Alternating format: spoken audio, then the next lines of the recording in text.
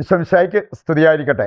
ആത്മീയഭോജ്യത്തിൽ നാം ഇന്ന് വിചിന്തനം ചെയ്യുന്നത് നിന്റെ പ്രസംഗം കട്ടതോ കെട്ടതോ എന്ന ആ ഒരു കാര്യമാണ്. ഞാൻ പറഞ്ഞു വരുമ്പോൾ നമുക്ക് അത് മനസ്സിലാക്കാൻ എളുപ്പമായിരിക്കും. നീ പ്രസംഗിക്കുക എന്ന് പറഞ്ഞാൽ ഞങ്ങൾ അച്ഛന്മാരുടെ മാത്രം കാര്യമായിട്ട് എടുക്കരുത്. നമ്മളെല്ലാവരും പ്രസംഗിക്കാൻ വിളിക്കപ്പെട്ടവരാണ്. പറഞ്ഞാൽ നമ്മുടെ ജീവിത സാക്ഷ്യമാണ് ഏറ്റവും വലിയ പ്രസംഗം. എനിക്ക് ദൈവം ആഗ്രഹിക്കുന്നത് പോലെ, വചനം നിഷ്കർഷിക്കുന്നത് പോലെ ജീവിക്കാൻ പറ്റുന്നുണ്ടെങ്കിൽ അത് കണ്ട് ഒരുപാട് വ്യക്തികൾ സുവിശേഷം അറിയും. അറിയാം, 1 പത്രോസ് 2:9 വായിച്ചാൽ ഈ ലോഹയിട്ട വൈദികരെക്കുറിച്ചോ അല്ലെങ്കിൽ പ്രത്യേകമായിട്ട് തിരഞ്ഞെടുക്കപ്പെട്ട കുറച്ച് വചനപ്രഘോഷകരെ കുറിച്ച് മാത്രം പറഞ്ഞിരിക്കുന്ന കാര്യമല്ല. നിങ്ങൾ രാജകീയ പുരോഹിത വംശമാണ്. നാം എല്ലാവരും ആ വംശത്തിൽപ്പെട്ടവരാണ്. പുരോഹിത വംശത്തിൻ്റെ ഒരു പ്രത്യേക ദൗത്യമാണ് സുവിശേഷം പ്രഘോഷിക്കുക എന്നുള്ളത്. 1 കൊരിന്തോസ് 9:16 വായിക്കുമ്പോൾ പൗലോസ് പറയുന്നൊരു കാര്യമുണ്ട്. ഞാൻ സുവിശേഷം പ്രസംഗിക്കുന്നില്ലെങ്കിൽ എനിക്ക് ദുരിതം. ഞാനത് ചെയ്യുന്നുണ്ടെങ്കിൽ എനിക്കതിൽ അഹങ്കരിക്കാൻ വകയില്ല. പക്ഷേ ഞാൻ സുവിശേഷം പ്രസംഗിക്കുന്നില്ലെങ്കിൽ എനിക്ക് ദുരിതം.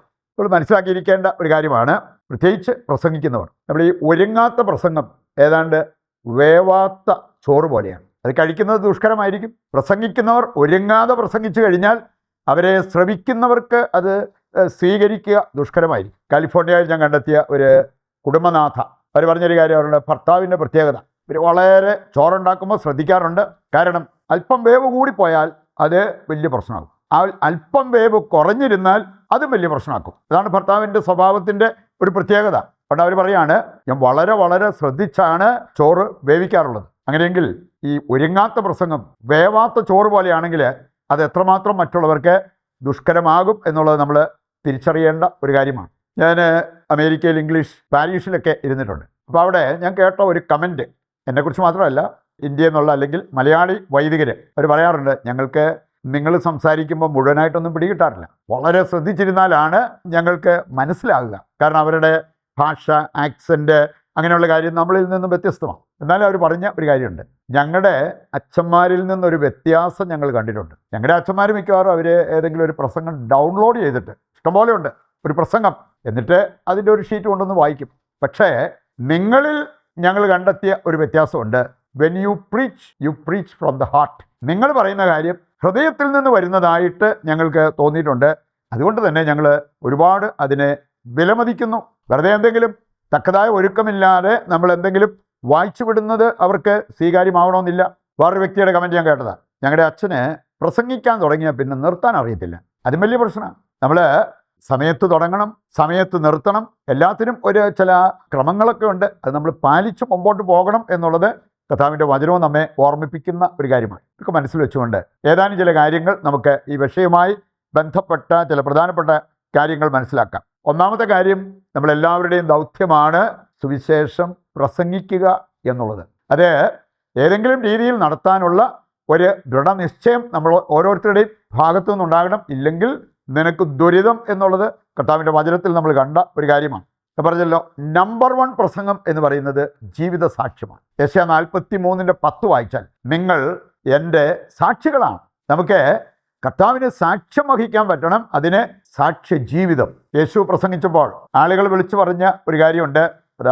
മത്തായി 7:28 വായിക്കുമ്പോൾ അവിടെ നമുക്ക് കണ്ടെത്താൻ പറ്റുന്നതാണ്. ഇവൻ പ്രസംഗിക്കുന്നത് അധികാരമുള്ളവനെ പോലെയാണ്. എവിടെ നിന്ന് വന്ന അധികാരം? ജീവിത സാക്ഷ്യം.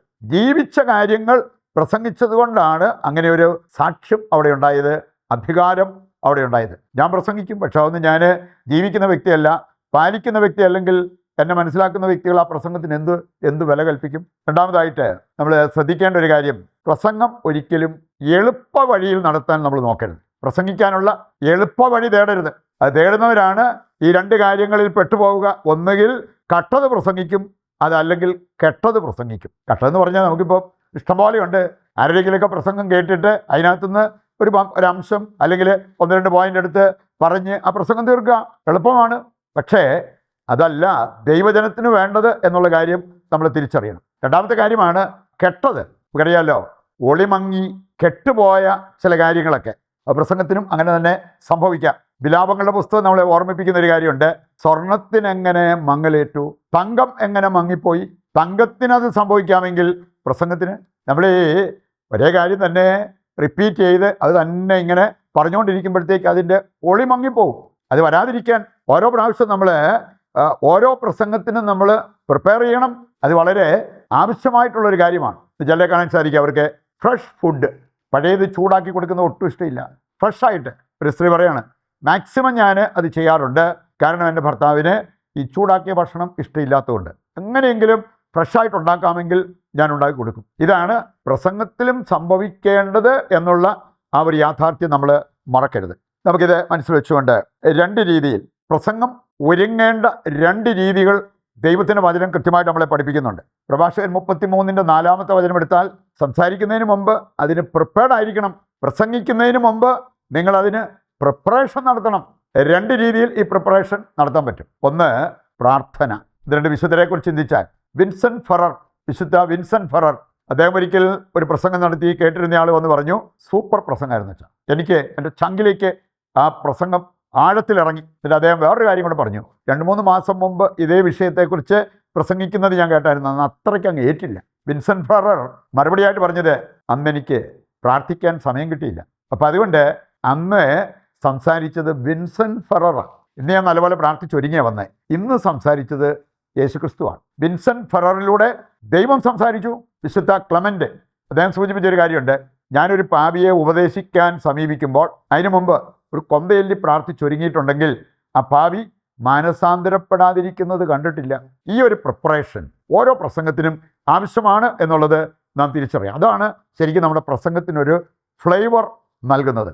2-ാമത്തെ കാര്യം, നല്ല വായനാശീലമുള്ളപ്പോഴത്തേക്കാണ് നമുക്ക് കൂടുതൽ പഠിക്കാനായിട്ട് സാധിക്കുക. വിശുദ്ധ ഇഗ്നേഷ്യസ് ലയോള വിശുദ്ധരുടെ ജീവചരിത്ര ഗ്രന്ഥം വായിച്ചാണ് പിന്നീട് അദ്ദേഹത്തിന് ഒരു ചിന്ത വന്നു, why not I become a saint? അവനും അവൾക്കും വിശുദ്ധരാകാൻ സാധിച്ചെങ്കിൽ എന്തുകൊണ്ട് എനിക്കായിക്കൂടാ? ഈ രീതിയിൽ ഒരുങ്ങി പ്രസംഗിച്ചാൽ അത് ദൈവത്തിന് പ്രീതികരമാവും, ദൈവജനത്തിന് അനുഗ്രഹപ്രദമാകും. അതിനുവേണ്ട കൃപയ്ക്കായി നമുക്ക് പ്രാർത്ഥിച്ചുകൊണ്ട് ഇന്നിൻ്റെ എല്ലാ പ്രാർത്ഥനാ നിയോഗങ്ങളും കർത്താവിൻ്റെ കരങ്ങളിൽ ഏൽപ്പിച്ച് ദിവ്യകാരുണ്യത്തിൻ്റെ ആശീർവാദവും നമുക്ക് സ്വീകരിക്കാം.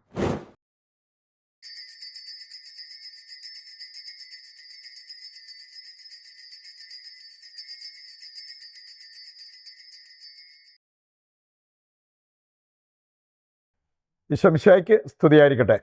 മറ്റൊരു എപ്പിസോഡുമായി നാളെ വീണ്ടും നമുക്ക് ഒന്നിക്കാം. ദൈവം നിങ്ങളെ സമൃദ്ധമായി അനുഗ്രഹിക്കട്ടെ.